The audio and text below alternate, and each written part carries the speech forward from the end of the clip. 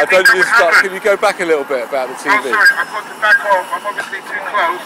No, can you go back to the subject of the TV? Oh, the subject. Ask people. The subject of watching television and being media in 7 days. What were you saying about 7 days? Well, to be honest, if you still own a television today in 2014, you're probably still fairly asleep because you're getting brainwashed. I don't know if that word is still usable today. Brainwashed, washing the brain, wiping it clean, and then like wiping a hard drive and loading it with a load of useless information that doesn't benefit you.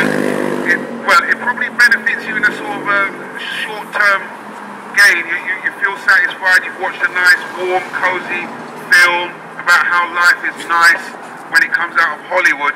But if you watch the news, if you notice how the news is full of wars, there's so many wars on the planet and they never seem to end, and war is just a part of our life, like an ongoing soap, as though we should get used to war because war's necessary. I mean, if there wasn't any wars, how could arms companies, the shareholders would be up in arms, you know, the share price would be falling at all the military companies whose names are too many for me to remember, that manufacture these weapons that are used on one human being to another, even down to young kids on the streets killing each other with a Smith & Wesson or a Glock, because, you know, these people can't stop producing them because there's just too much money to be made from war.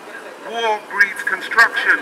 I mean, you blow up a city, look at Gaza. Those houses are going to have to be rebuilt. They're not going to be rebuilt by Palestinian companies waiting on the sidelines. They're going to be built by rich conglomerates sending in their small firms and their teams of engineers to assess the damage, clear the damage and rebuild before they'll be destroyed in another 3 years' time. War. And Iraq, war. Syria, war. Why isn't Britain, why aren't our houses getting bombed in Britain? Why isn't there war in Britain? Has anybody ever thought about why there aren't any wars in Britain? Why military planes why we aren't running for shelter cover now here? Maybe because a lot of the manufacture of those weapons are based in Britain. Do you know what I'm saying? They can't afford to have their headquarters bombed. Otherwise, how are they going to manufacture the brains behind it are going to be killed? So obviously, when you manufacture weapons, you need to find a market to sell them. And those markets are all the places where the wars are going on the planet. And as long as those wars go on, then they keep making money, they keep you in a state of